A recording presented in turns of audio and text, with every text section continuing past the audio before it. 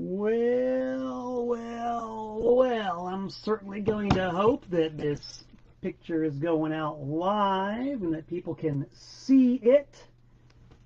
And I'm interacting with my frantic fans and loyal listeners and vibratory viewers out there in the internet, in the ether, in the real, in the raw, right now.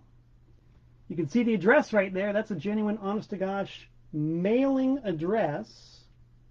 Malcolm Tent, P.O. Box 3626, Newtown, Connecticut 06470. That is indeed my mailing address. And who am I? I am me, Malcolm Tent. Yeah. Never mind the mailing address that says Newtown. I consider myself to be a Danbarian, an expatriate relocated since 1986 Danbarian. And boy, look how fuzzy that picture is. I can, no, even with my dollar store cheaters, that's a blurry picture. Ah, there we go. You notice that I put on my dollar store cheaters and all of a sudden the picture cleared up. Modern technology is magic. Let's see how magic it is. Excuse me. Still got my dry hacking cough from the little bug I picked up a couple of weeks ago, but I'm still here. Got the monitor. According to the monitor, I am live, and you people can see me. Look, there I am, live. Isn't that great? I love this stuff. Love it. And some of you are watching, so let's get down to business, shall we?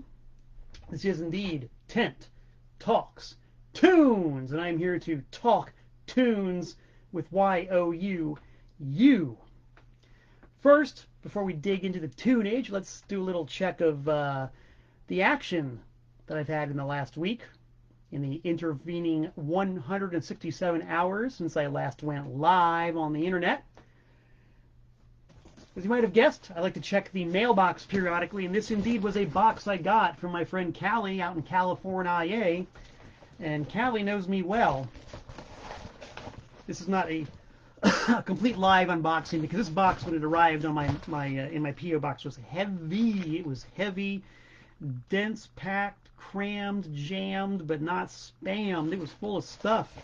Inside the box were a number of, what are these? What are these? Plastic encased items. Well, these are very swankily packaged reel-to-reel tapes. Look at that, man. Tell me that's not the most bodacious boss packaging you've ever seen. I want to go ahead and release a 7-inch single with this kind of packaging. Genuine reel-to-reel tape. Looks like it's never even been recorded on or played or anything. Thank you, Callie, for that. Any people who know me and know my label, TPOS, know that I love to release things on weird arcane formats, and that of course includes reel-to-reels. I got a whole bunch of stuff on reel-to-reel tape, baby. How about some G.G. Allen? You want G.G. Allen on reel-to-reel tape? I got it. Charles Manson on reel-to-reel tape? I got it, baby. I got it. And the only way I can make these things is by repurposing old, and I do mean old reels of tape. They haven't manufactured these things in decades. I mean, maybe someone is making reel-to-reel tape now again, but for many, many years you just could not get reel-to-reel tape. Excuse me. And even now to get a reliable supply is difficult, and to get a reliable supply at a price that's not going to break the bank is difficult. So thank you, Callie, for that. And also thank you for the, check this out, sealed 8-track tape. Yes, a sealed, honest-to-God, blank 8-track tape. The Radio Shack brand, Realistic. I haunted Radio Shack when I was a kid. I spent hours and hours and hours of my life in Radio Shack just looking at all the cables and the connectors and the blank 8-tracks and the diodes and the chips and just weird things like soldering irons and alligator clips for little electronic adjustments. I mean, just fantastic stuff. Radio Shack reality was my reality. And back in the day, this 8-track tape sold for $3.33. Not a bad price. So thank you, Callie, for that. That one is eventually going to be repurposed into, you guessed it, a TPOS 8-track, in this case, King Gizzard and the Wizard Lizard. I love my 8-tracks. 8-tracks are a pain in the ass to make, but when they come out as cool as this, King Gizzard and the Lizard Wizard, it's worth all the blood, toil, tears, and sweat. And of course, that's the opening for me to invite you to go to my Discogs and eBay to see all the 8-tracks, reel-to-reel tapes, cassettes, CDs, vinyl, VHS, and DVDs that I have on my label and by other artists. TPOS on Discogs and eBay. Yes. Excuse me. And Callie also sent a couple of very, very arcane formats. I don't even know what to do with these. This is a weird one. The Scotch magnetic tape living letter. This is some kind of a weird dictation format. It's, well, actually, it's a little tiny reel-to-reel tape is what it is. I hadn't opened to see it. I thought it was going to be like this bizarre little, like, cartridge, like a cassette cartridge, but it's a little tiny reel-to-reel tape. Look at that. Isn't that cute? Compared to the big one. That's why formats are so much fun. You can't compare the size of an MP3. I mean, yeah, you can look at the size of an MP3 compared to another MP3, but it's not nearly as much fun as doing it like this. This is boss. This is bodacious. This is cool. This is physicality at its finest. Look at that packaging. Little clamshell plastic case. I'll figure out something to do with this. And another one, 4-track. This is a 4-track tape. If you thought that the 8-track was an arcane format, its predecessor was the 4-track. Even more primitive, even cruder, and yet in its own strange way, as advanced technologically as the 8-track was. I have no idea what I'm going to do with this. I have never come across a functioning 4-track player or recorder. But I'm a collector. I love this stuff. It's good to have it around. It's fun. It's fine. It's fancy. So thank you, Callie. Callie, I've got a box full of stuff. It's sitting right there beyond camera range, but I've got a care package I put together that I'm going to send to you as a way of saying thank you for sending me those cool tape formats. And I will draw everybody's attention to the address again. Malcolm 10, P.O. Box 3626, Newtown, Connecticut 06470. I love trading stuff via mail. And I got a lot of things I can send to you if you want to send something to me. So check it out, figure it out, make it happen. Excuse me while I cough again. Let's look at the monitor and see who's tuned in, because with the newfangled platform here on the sit down, I can't actually monitor who's watching or who's commenting or anything like that. So I have to whip out the old telephone and see who's tuned in right now. Good to see that I am indeed tuned in. Hey, there's my good pal Mike from Victoria, British Columbia, and Per from Sweden, Ray from Tucson, Arizona, James Pogo from Connecticut, and my old mentor, M. Leslie Wimmer, who's on the road somewhere, and a host of others. Thanks, guys, for tuning in. All right, that was the mailbox. Let's check the bulletin board. Look at that. Got a gig coming up. Remember the good old days? I don't like to use the term good old days because the days we have right here, right now, are pretty damn good. The good current days suit me fine. But just for the sake of alliteration, we'll say the good old days when you could walk into a laundromat and see a flyer for a gig coming up, much like this one. Anti-Scene, Saturday, December 18th, 9 p.m. at the Tipsy Burro in Charlotte, North Carolina. Yes, I'm gearing up my travel shoes, getting my wheels in order, getting my, excuse me, my mojo on, my road mojo on, so I can make that long trip down to Charlotte, North Carolina to play the annual Christmas Cantata at the Tipsy Burro in Charlotte with the almighty Anti-Scene. The annual show. It's a free show. It's free. It's all ages. Everybody's welcome. Come down early. Anti-Scene will be having fellowship supper before the gig.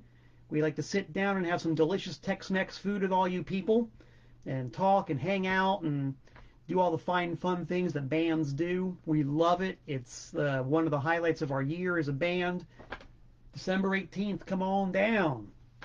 While I'm in Charlotte, I will be staying over an extra few days to record the bass parts for our brand new LP, which is called Great Disasters.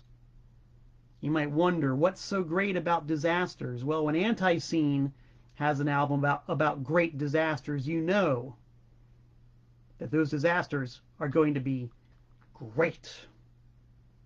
Great disasters. Affirmative disasters. Fantastic disasters. Yes.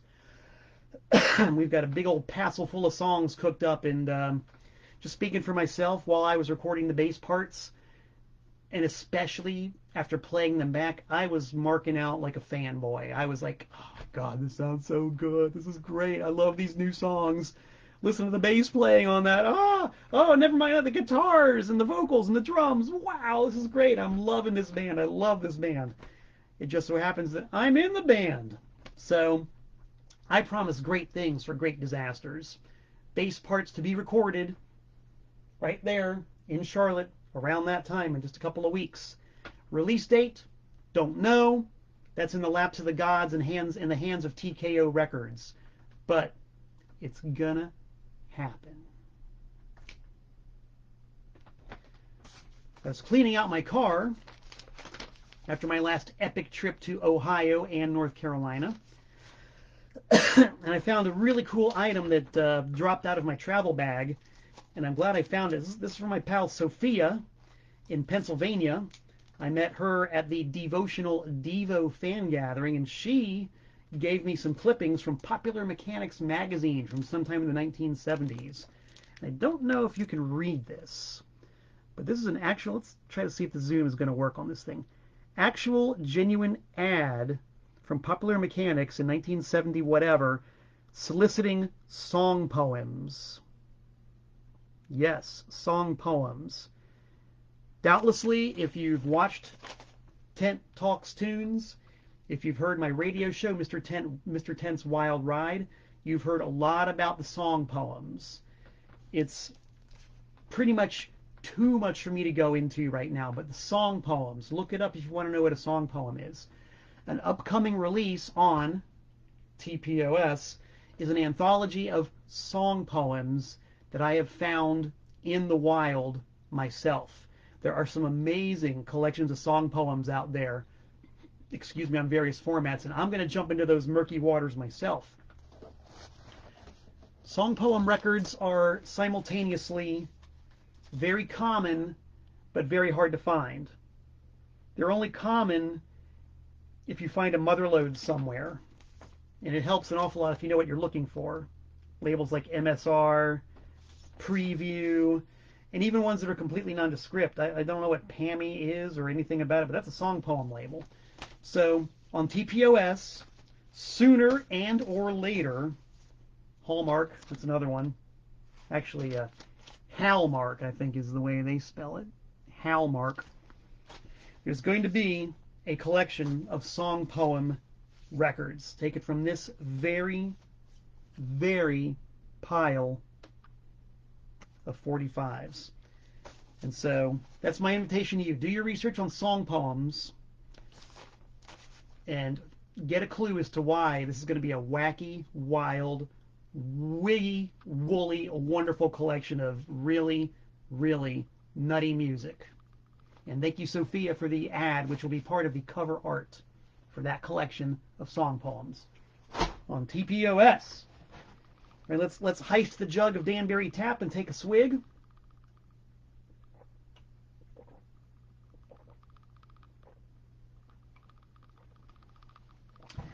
And talk about the Beatles.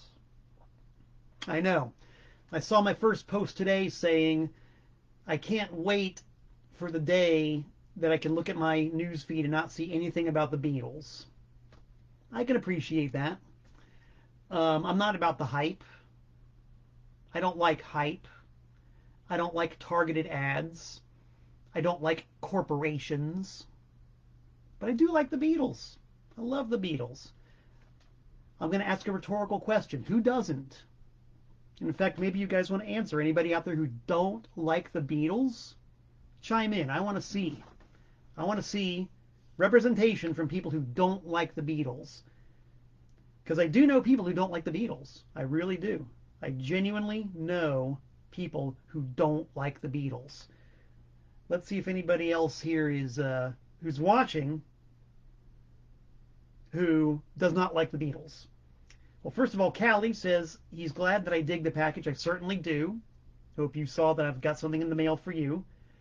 Larry Mann is tuned in. Hello, Larry. Thanks for tuning in. The artist that we know as Kit E. Cat is tuned in. Hello there. And let's see, apparently everybody likes the Beatles because no one's tuned in or chiming in saying they don't like the Beatles. Okay, that makes it very easy. I love the Beatles. And being the rabid record collecting fanboy that I am, excuse me, I got a lot of Beatles records. I'm not going to talk about the personal collection tonight. I'm going to talk about the inventory. These are Beatles records that I actually do have for sale because people have responded positively when I've done sale shows.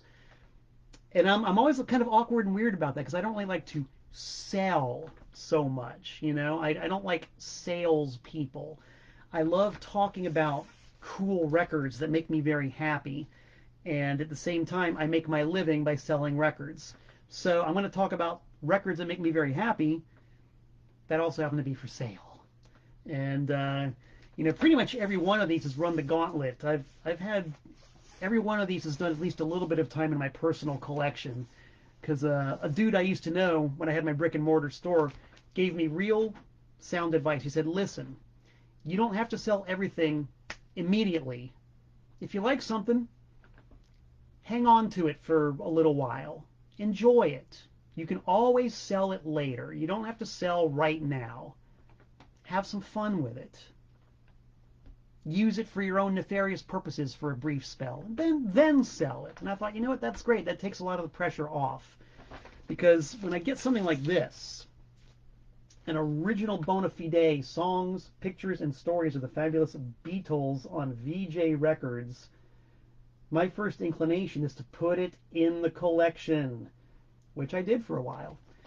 I have a real soft spot in my heart for these VJ pressings. The reason being that when I was a kid and just starting to cut my teeth as a record collector in the early 80s, the market was flooded with counterfeit VJ pressings because at the time all the VJ stuff had been out of print for the better part of 20 years.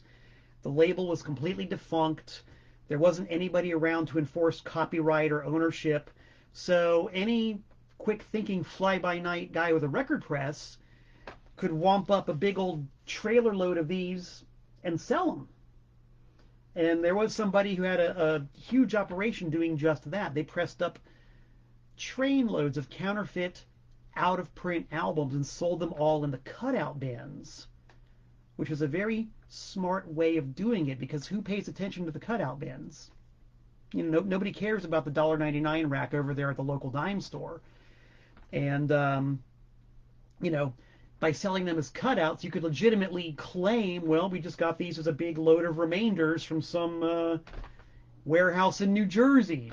Of course they're cutouts. They're out of print. I don't know, blah, blah, blah. You know, you could very easily have plausible deniability on these things. So it was a real sweet racket that these people had. So the fake VJs were all over the place, and that's what I grew up seeing everywhere. So coming across real VJs was always a treat. And luckily the real VJs are very easy to spot. And I don't have a counterfeit with me, oddly enough, because they're everywhere. A real VJ, in the case of this one, for example, the colors of the portraits on the front are rich and dark and well defined. On the counterfeits, they're typically very washed out and blurry. The text is sharp and clear. The photo is sharp and clear. The fakes, blurry and washed out. But the most important part of a real one versus a fake one, the real ones on this title have the gatefold. The counterfeits do not have the gatefold. The counterfeits are just a one-piece sleeve. This is the real deal right here. My eyes still light up whenever I find one of these. I was raised on a steady diet of cheap counterfeits. So getting the real one with the real colors and the real resolution on the front, on the back, with the gatefold, delights me. And I get double delight, especially when I pull the record out and I see that it's in pretty damn good shape. It's hard to, I mean, you can sort of catch a glimpse of the grooves there, kind of, but this is in really, really good shape. Usually when you find vintage Beatles records, you're really bucking the odds. At least half the time they've been destroyed. They've been hockey skated on, they've been used for frisbees, they've been at parties and had beer spilled all over them, potato chips dropped on them. So half the time you find them destroyed. The other half of the time you find them in decent enough shape. The VJs, especially, you never, ever, ever find in good shape. Ever. I'm going to guess it's because VJ, and maybe the internet research team can clarify this, I'm going to guess that the VJs were sold at a somewhat more budget price than the Capitol releases were.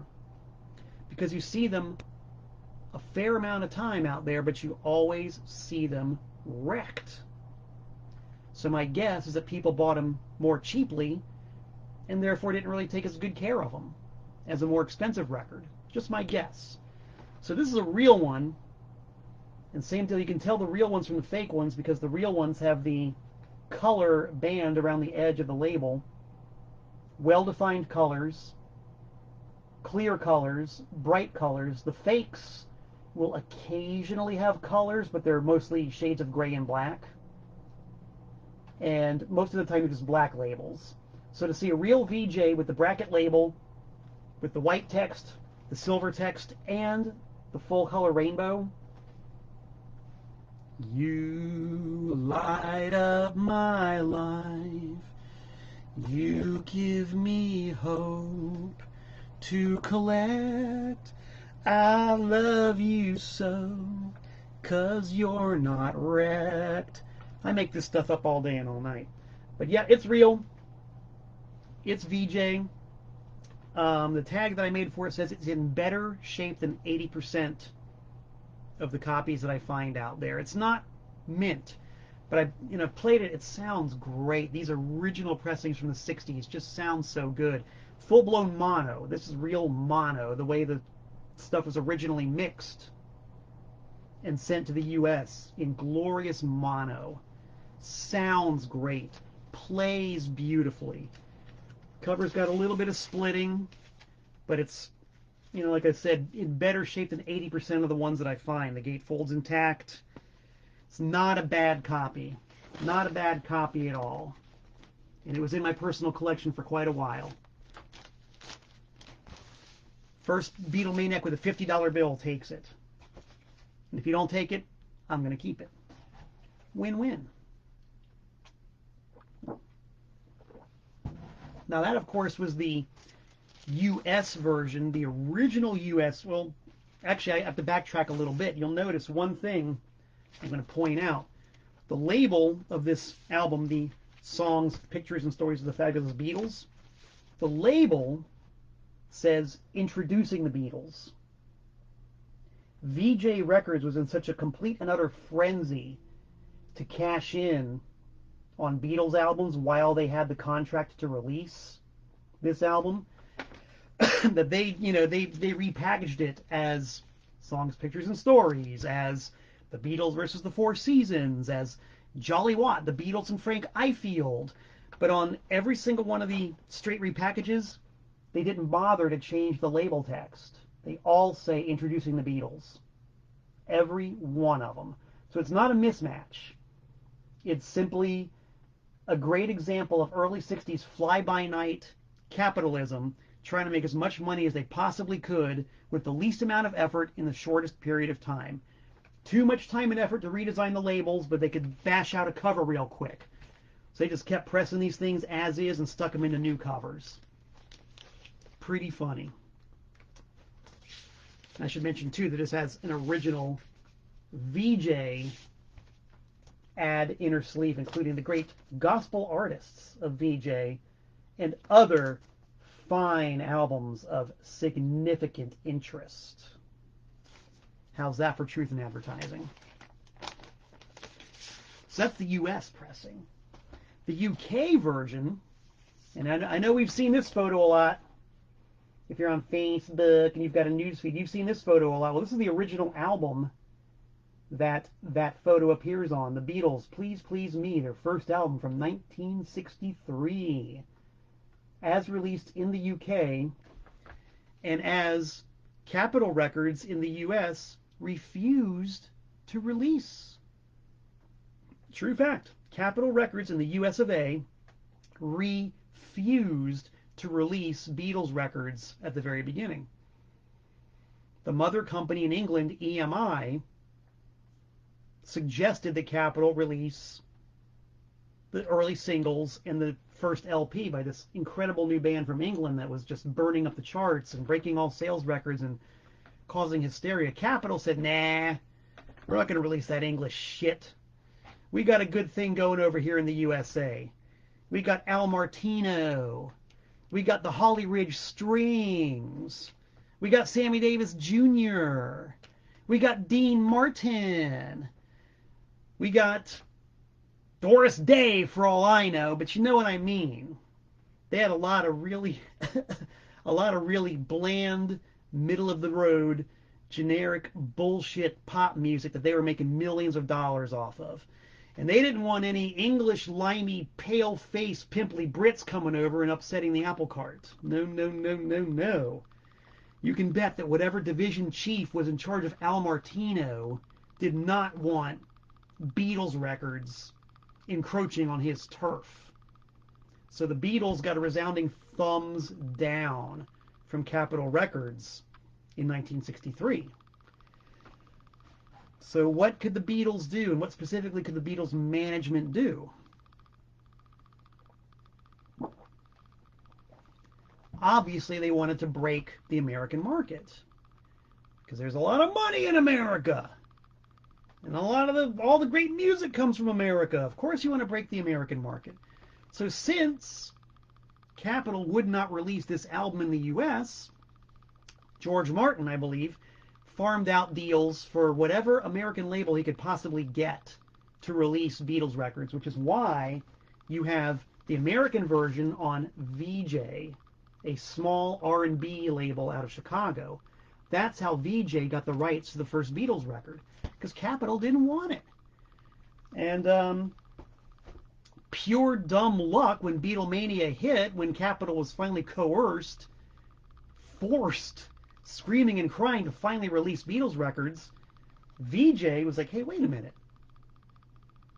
We own the rights to an album by these guys. Start pressing.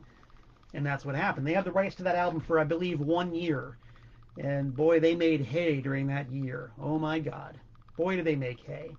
Meanwhile, back in the UK, you've got the UK version of it with the original cover, with all 14 songs on it, as opposed to the VJ version, which had 12, and, excuse me, a very interesting and weird stereo mix. Now, stereo was a real novelty in 1963. It was pretty much unheard of. It was a new technology, and stereo was expensive. And we'll get to that in a minute. You had to pay a premium for a stereo record. So stereo records were definitely for the hi-fi cognoscenti, of which there were some, but not the majority of buyers. That's why the absolute majority of early Beatles records you see are mono, not stereo. Stereo was more expensive, the equipment was more expensive, the records were more expensive. And also the technology was really weird.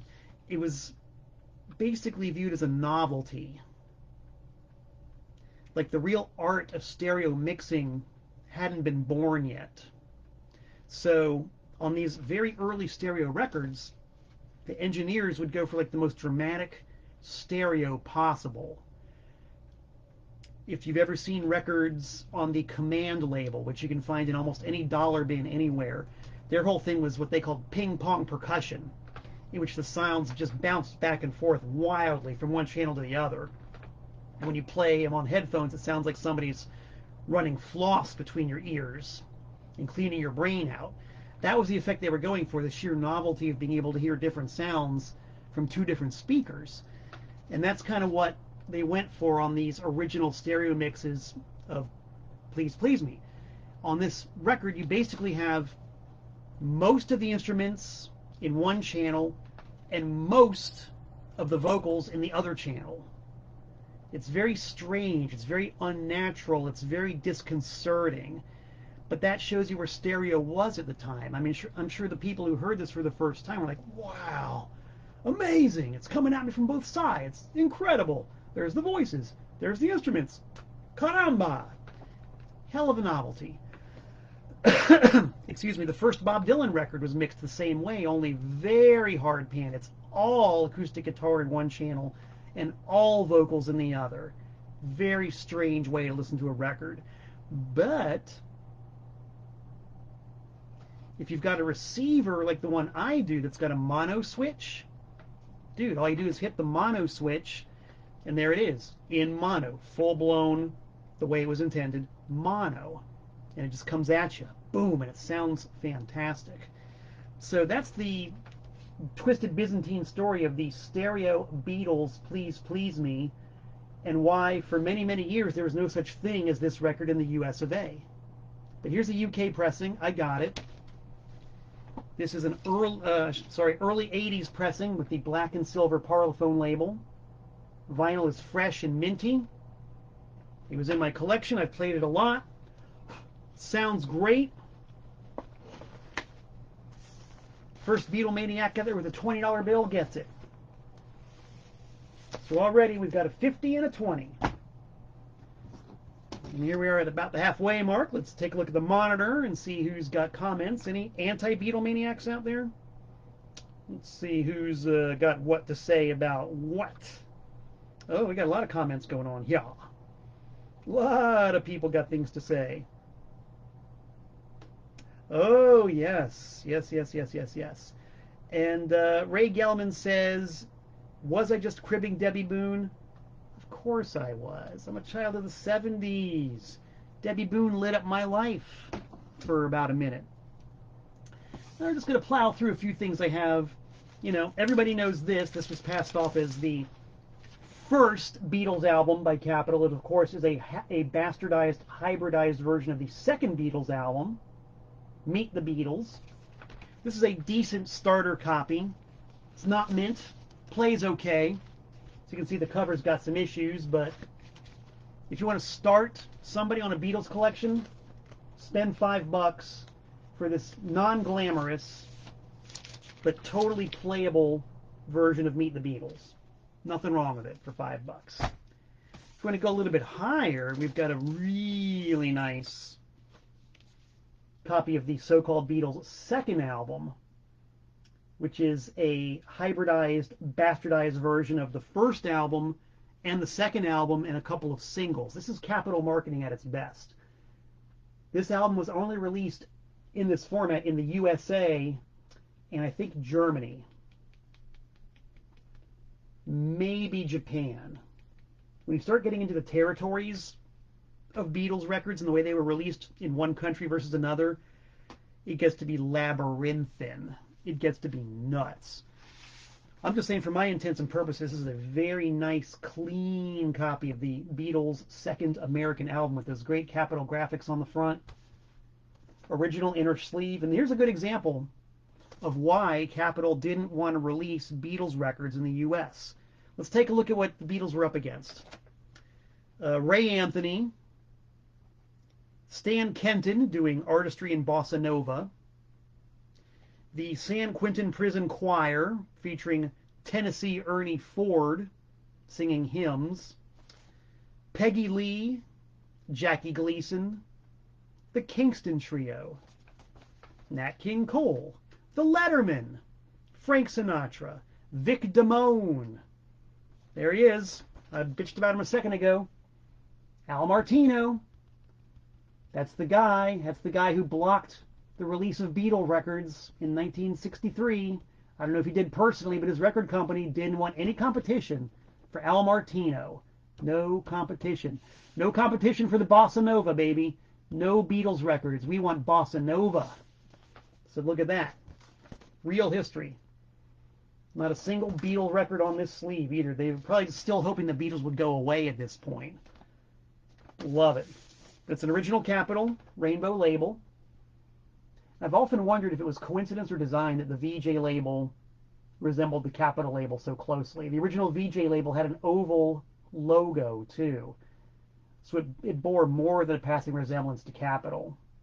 I wonder. But this is Stone Cold original. It's mono. It's very clean.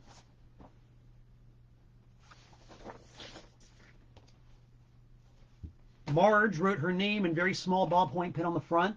Or is that Mange? I don't know. It's either Marge or it's Mange.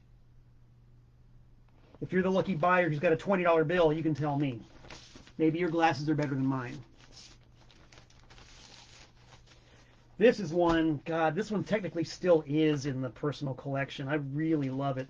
This is a record that I grew up with, literally. This is one of my very first memories of records at all. My father had a copy of this record, Something New by the Beatles, when I was a wee lad. I remember being, God, I guess 4 years old when this record first came out, and he had it. And this was like some of the first rock and roll I ever heard was on this album, Something New by the Beatles. And I've told the story many times about me hanging over the edge of the console record player in our living room and watching the record spin around. I remember very clearly that Capitol rainbow label. Watching it spin around, while the very strange, exotic, otherworldly sounds of the Beatles came out the speakers.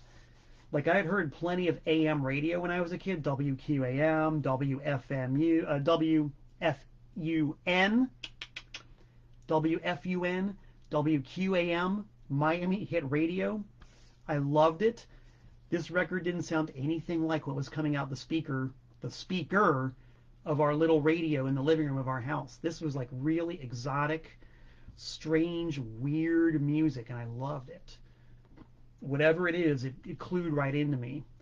It also kind of damaged me because this album has the German version of I Want to Hold Your Hand. See, Capitol, in their desperation to scrape anything off the bottom of the barrel that they could sell to Beatlemaniacs, dredged up the German version of I Want to Hold Your Hand. Komm, gib mir dein Hand. So the first time I ever heard I Want to Hold Your Hand was the German version. And it wasn't until quite a bit later that I heard the English version. I want to hold your hand. And that sounded strange to me because I was used to, Komm, gib mir dein Hand. I was like, wow, they sing in English too? Wow, it's pretty cool, man. Yeah, good song in either language. So this is a real touchstone record for me. This one's in really beautiful condition. And yes, it's got the Capitol inner sleeve, a slightly later one. You'll see that the Beatles are on this one.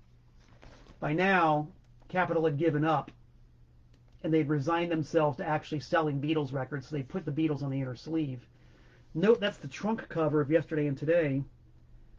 I've often wondered if there are any promo sleeves from Capitol that have the butcher cover of Yesterday and Today. That's an imponderable. Any Beatlemaniacs out there know? Are there any promo inner sleeves that show the butcher sleeve? Curious. Just curious. This one's for sale. This record's been out of print forever. Great example of, once again, just trying to cash in on the Beatles while the Beatles were still cash-inable. A sort of faux double LP documentary about the Beatles.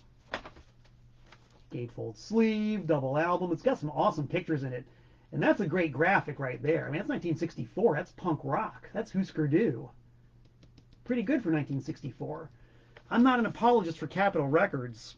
They're just a corporate conglomerate, and I hate them as much as the others. But I give them credit for having a damn good graphics department in the early 60s. That's just a really, really great layout. Really good 60s layout. And this album, I'm pretty sure, has been out of print since sometime in the 1980s. Never been reissued on any other format. Pretty sure. I don't think there's ever been a cassette of it. Definitely not CD. Probably not 8-track. Once again, I welcome correction. I'm going to state boldly, this was never issued on any format other than LP. Correct me if I'm wrong. And this is actually weird because it's a later pressing with the purple capital logo. This is early 80s. This is probably one of the last pressings they ever made of this record. Quite frankly, I can't believe that it went as far as it did. It's certainly of marginal interest. But, you know, as a time capsule piece, as a period piece, it's, you know, it's interesting. It's fun. If you're a Beatle collector like I am, you gotta have it. 15 bucks. Here's a somewhat lesser condition copy of Something New. That was only 10 bucks. Another really, really clean pressing. This is the Beetle 65. Another Capitol hybrid. It's got the shrink wrap on it. And this has also got the purple Capitol logos. This is, again, getting late in the game. It's a really good pressing, and it's super minty. One rapidly depreciating $20 bill takes it. And I'll mention also about the covers, you know, every individual branch of Capitol EMI who was releasing Beatles albums seemed to have an endless supply of photos that they would use on their jackets that no other country used. You could see photos from this same session elsewhere, but not all of them. And typically not all of them in one spot. So for the covers alone, they're pretty neat. Great graphic sensibilities here. That one's for sale.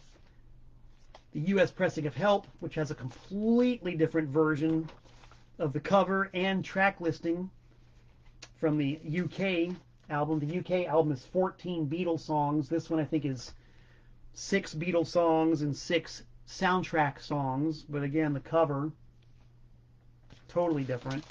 When the Beatles catalog was reissued in the States for a long time, they went with the UK versions.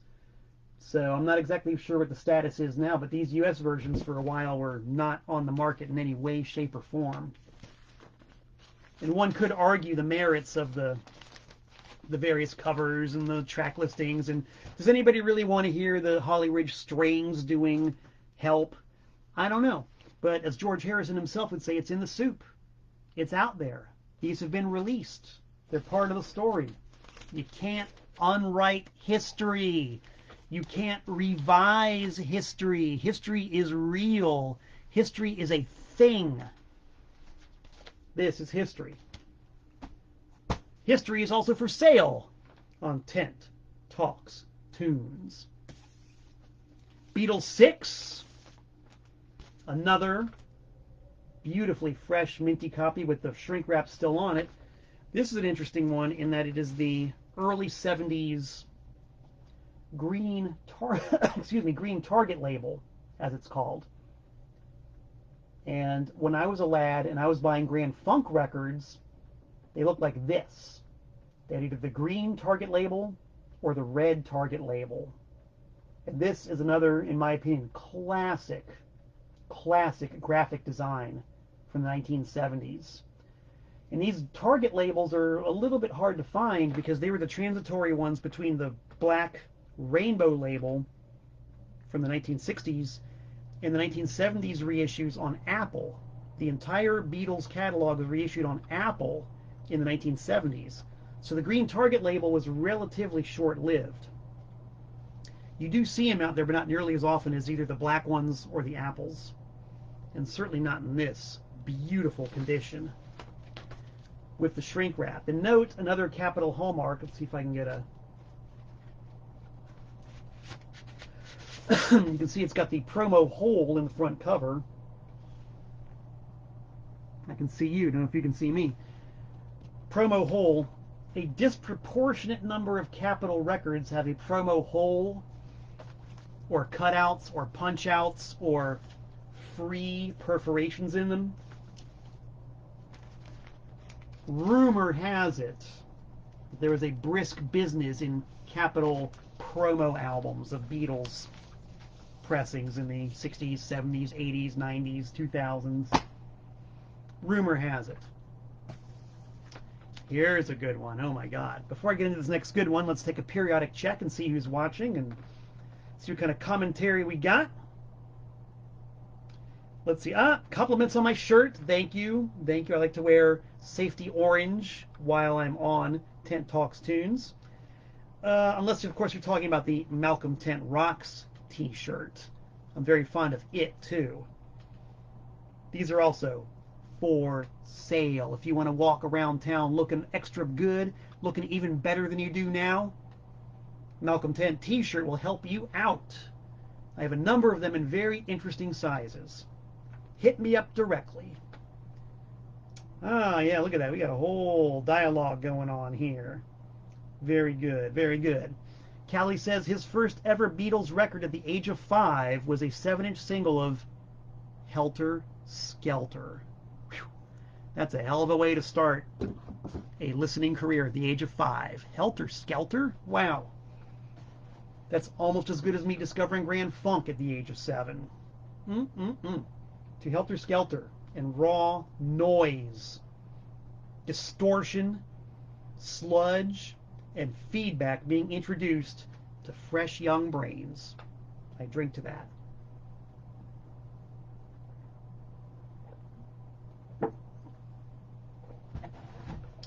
Check this one out, kids. Sgt. Pepper. Monophonic Sgt. Pepper. That's a good one. Mono in 1967 was on its way out. Stereo was coming in big time as the dominant format, especially in the US of A.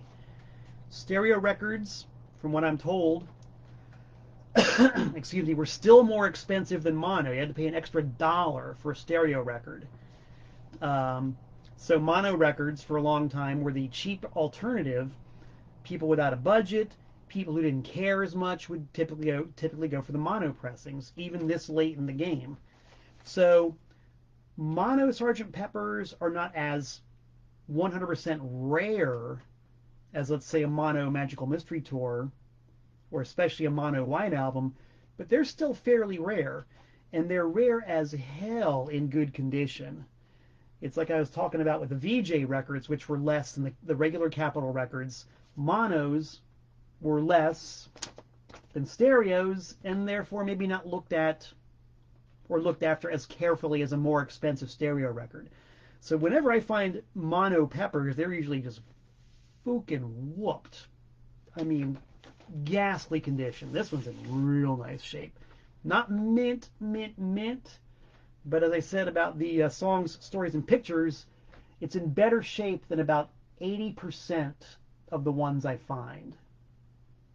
If you look carefully, you'll see, like some light surface abrasions, a little bit of scuffing, but it plays fine. It's got a little bit of surface noise. I gave it a deep cleaning with my wet vac record cleaner, which sucks the gunk right out the grooves. So it's still got a little bit of surface noise, but it sounds pretty good. And as we all know, the mix of Sgt. Pepper is different on the mono version than it is on the stereo version. The differences are very subtle. The differences are quite often slight. But if you're a music maniac like myself, you take a lot of delight in spotting those differences. Hearing the different guitar parts, the different audience sounds, the different edits, the different balances. I mean, it's fascinating stuff. And there's been a lot of to-do made about the stereo remix that came out a few years ago that replicates the mono mix. Great. Why not just go for the original mono mix, the way it was originally conceived of by the Beatles and George Martin themselves? This is it. This is as they issued it from Abbey Road Studios to the pressing plant in 1967. No remixing, no remastering, no falderall. We can only presume that the original vision is good enough. It was good enough for them in 1967. I would like to think it's good enough now for all of us. So this is a real, very nice, clean copy of a U.S. Sgt. Pepper mono pressing. It does lack the funky psychedelic inner sleeve, but it does have the original gatefold in really good shape, still really crisp. Yes, I'm sure you've noticed, it's got the cutout insert fully intact. Yep. No split seams or anything. It's a really, really nice copy, and it's got the Telltale promo cutout hole in the upper right-hand corner, as does happen with Capitol Records so very often. So this is a dynamite copy. U.S. mono. I should mention too that a good way to spot the original U.S. monos is that the blue top goes almost all the way to the top. Original stereo copies had a yellow band on top that said stereo, and then later copies had a wide white band across the top, where Capitol simply removed the yellow band and just left a white stripe in its place. So original monos have a lot more blue on the top. That's how you can spot them immediately. And of course, the Capitol catalog number is different. It's MAS on the monos versus SMAS on the stereos. I could go on all day with this stuff. You want it? Contact me. It's not cheap, but neither is it a bank breaker. As I'm fond of saying, I'm running a record store, not a museum. And then we kind of get to the source of all the hyperbole, which is, of course, the much vaunted Get Back, which originally appeared as Let It Be. I remember when this record was a cutout, $3.99 each at the Treasury Department Store. They had stacks of them on the original Apple label, not the counterfeits, the real United Artists Apple pressings with the red apple. The only Beatles record to ever come out with a red apple.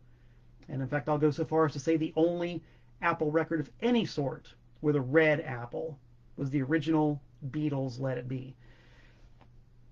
United Artists went out of business sometime in the 70s. Let It Be was out of print forever. And there was only one reissue of it in the 80s before CDs took over, and that was this one right here. Kind of a nondescript Capitol pressing. You can note the Capitol logo. No Apple logo on the back. No gatefold sleeve. A single piece sleeve. But for some reason, on the reissue, rather than having the original gatefold sleeve, they put a poster in there. And this is the only issue I've ever seen that has a poster. Maybe there's a Japanese pressing or something with a poster. But yeah, for some strange reason, the last ever domestic U.S. pressing of this, no gatefold sleeve, but a poster. Very strange. And I would venture to say, technically, that this is the rarest U.S. pressing. It's certainly the one that I find the least in the field. It's pretty good quality, too. This is before the major labels were completely denigrating and cheapening the vinyl. They were still doing good pressings. They still sounded good. Good quality. There's that purple Capitol label again. Cover's got a little bit of wear on it. I'm sure you can see there's, if I can catch it on the light, there's, you know, an old price tag residue and a little bit of bending, but it's intact. It's in good shape. Vinyl's nice. Poster's intact. It had been hung. It's got some tack holes. And it's folded, of course, but overall, not bad. And I'll reiterate, technically the rarest version of this album. Rarer than the Red Apple, and rarer than the 1.5 million counterfeit Red Apples that are out there. Those are easily spotted, kind of like the VJs. On the counterfeits, the covers are all very washed out. The textures are, you know, the photos are grainy, and the colors are bad. The back cover is a little bit low res. Although the counterfeits do actually have a gatefold sleeve, which is interesting. Kind of interesting that the counterfeit had a gatefold, but the legit one doesn't. Strange business we have here. This record industry of ours. This one's for sale. Beatles for sale, baby. 20 bucks. Another Let It Be related project. You know, it's interesting now. You've got this, whatever it is, 78-hour documentary on Let It Be / Get Back.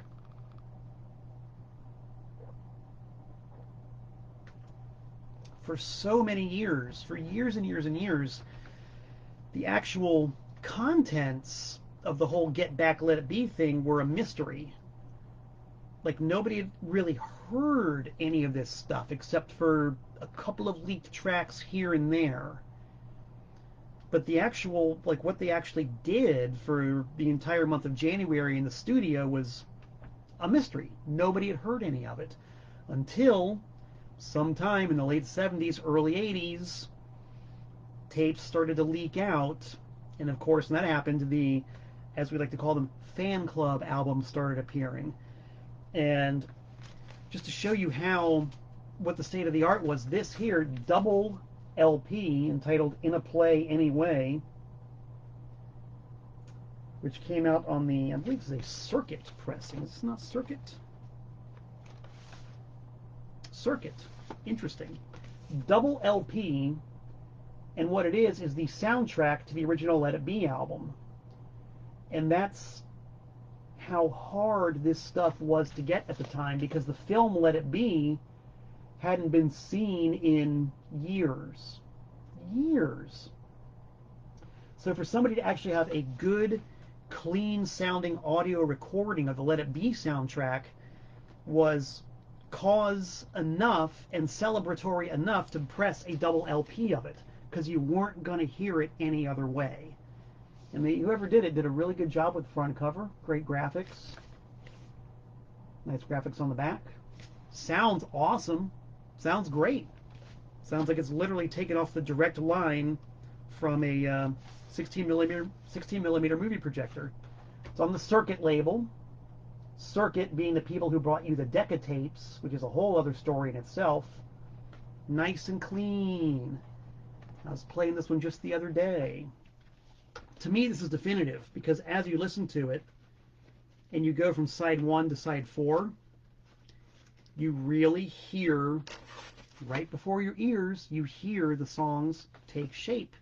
It goes from being a more or less unlistenable racket to the Beatles over the course of about 90 minutes.